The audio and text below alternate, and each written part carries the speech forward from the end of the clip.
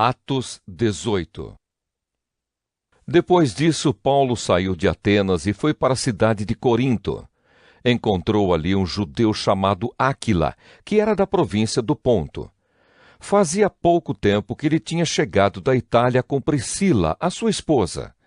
Eles tinham saído de lá porque o imperador Cláudio havia mandado que todos os judeus fossem embora de Roma. Paulo foi visitá-los e acabou ficando ali para trabalhar com eles, porque a profissão de Paulo e a deles era a mesma, isto é, fazer barracas. E todos os sábados ele falava na sinagoga e procurava convencer os judeus e os não-judeus. Depois que Silas e Timóteo chegaram da província da Macedônia, Paulo começou a dar todo o seu tempo para anunciar a mensagem. Ele afirmava aos judeus que Jesus é o Messias.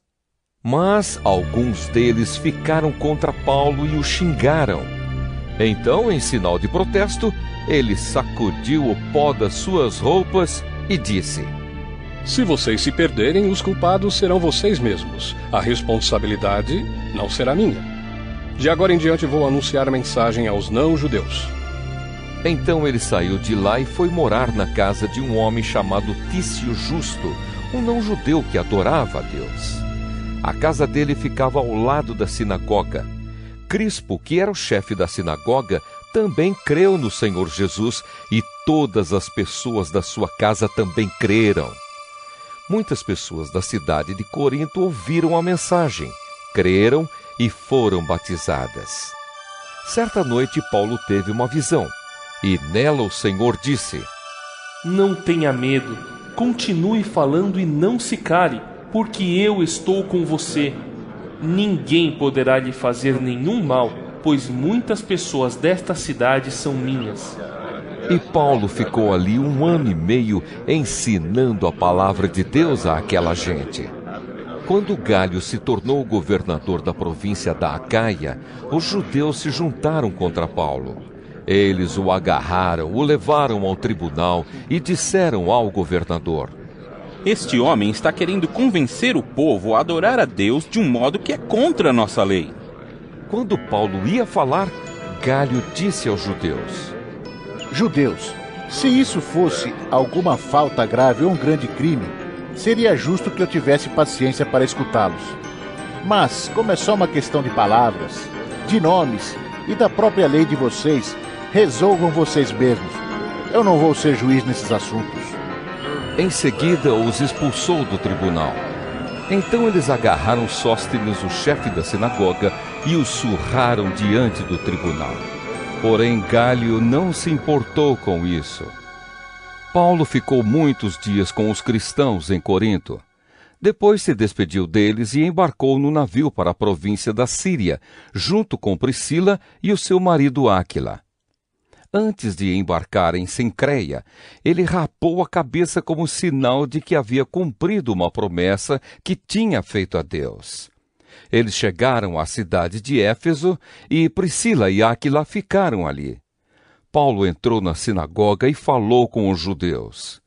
Então lhe pediram que ficasse com eles mais tempo, porém ele não quis.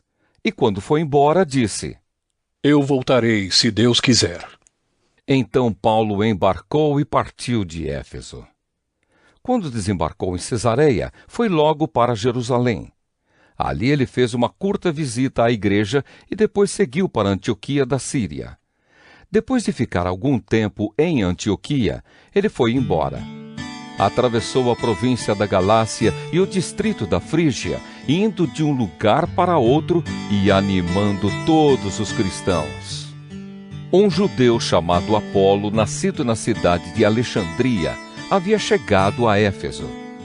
Ele falava muito bem e tinha um conhecimento profundo das Escrituras Sagradas.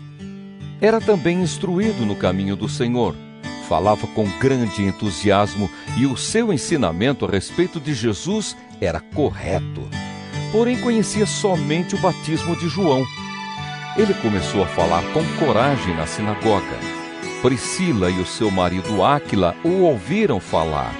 Então o levaram para a casa deles e lhe explicaram melhor o caminho de Deus. Quando Apolo resolveu ir para a província da Caia, os cristãos de Éfeso o animaram e escreveram cartas para os irmãos de lá, pedindo que o recebessem bem. Chegando lá, ele ajudou muito aqueles que, pela graça de Deus, haviam crido. Pois Apolo, com argumentos fortes, derrotava os judeus nas discussões públicas, provando pelas Escrituras Sagradas que Jesus é o Messias.